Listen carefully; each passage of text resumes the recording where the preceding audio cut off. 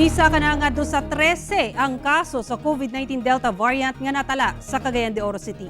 Pag sa ulog sa birthday usag gihapon sa gitudlo nga hinungdan sa tinakdanay. Ane report.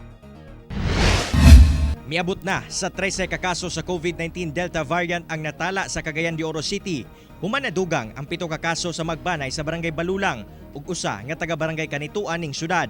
Ang index case nga nagpositibo usa ka 32 anyos nga inahan diin Hunyo 29 nagsaulog pa kini sa iyang birthday uban ang mga banay. Pagka July 3 ug 4 nagpakonsulta kini online ug giswab pagkapit sa 5 ug migawas nga positibo kini sa COVID-19. 11 ang close contact niini kung asa napulo ang nagpositibo sa COVID-19 ug 7 niini ang high risk.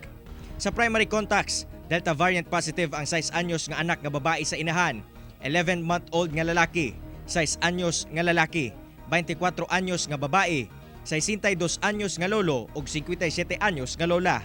Gawas sa pamilya sa Balulang, positibo sab sa Delta variant ang usa ka 41 anyos nga babae nga walay COVID-19 patient contact. Hunyo 26, nakasinati lamang kini og mga simptomas, rason nga giswab og nagpositibo. Hulyo 18 ning tuiga, gideklara sila nga recovered base sa guidelines sa DOH. Apan diyang migawas ang resulta nga positibo sa Delta variant, silang tanan gidala sa TTMF sa syudad aron obserbahan ug ipailawom sa repeat swab test. Ang bikil na ni katong when they were certified recovered, kung hopefully dili na sila infectious. Hopefully. Apan base sa inisyal nga impormasyon gikan sa CHO, human nga nadeklara nga recovered ang mong pamilya niadtong Hulyo 18, wala kuno sila gagawa sa ilahang panimalay. And we're interviewed kung between the time nang gawas ba sila.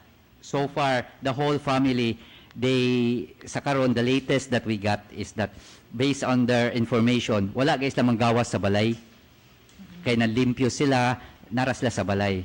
Ginatun-an pa karon kung kinahanglan ba nga ipailawom sa granular lockdown ang lugar kung asa nagpuyo ang mga nagpositibo sa Delta variant. Padayon ang contact tracing alang sa mga second o third generation contacts sa mong mga pasyente. Ako, si Cyril Chavez para sa One Mindanao.